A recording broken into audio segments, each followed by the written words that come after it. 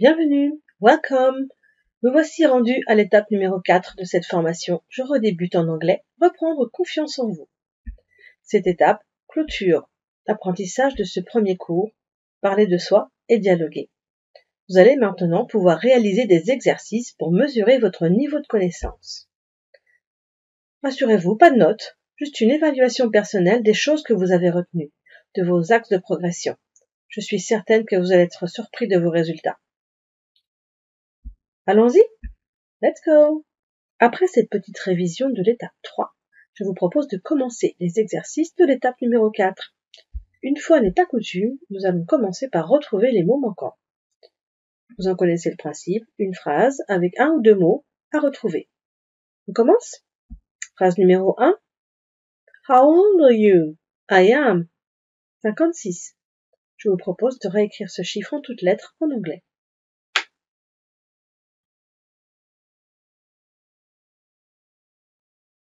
Vous avez trouvé? Vous êtes sûr de vous? Voici la réponse. 56.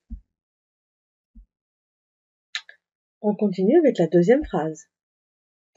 D'après moi, this car is blue.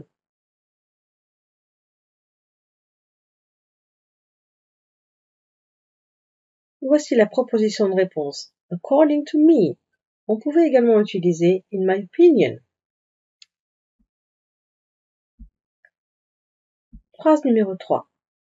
Combien de money do you have in ton bag?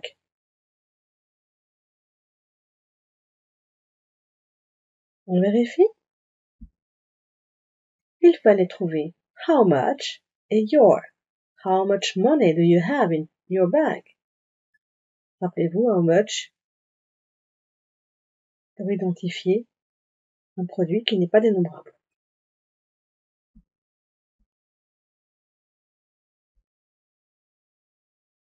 Phrase numéro 4. I suis resté in my car.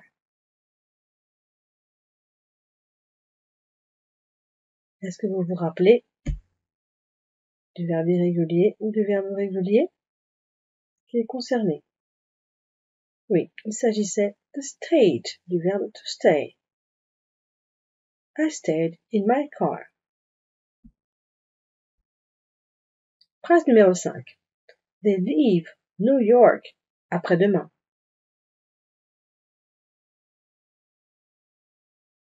Vous vous souvenez de l'expression? Oui, le jour après-demain, donc après-demain, the day after tomorrow. They leave New York the day after tomorrow. Ce que je veux dire is that I like your car. Vous vous en souvenez? Vous l'aviez?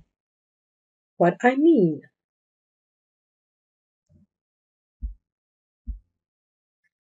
Quel que soit votre résultat, vraiment bravo. Ce n'était pas facile.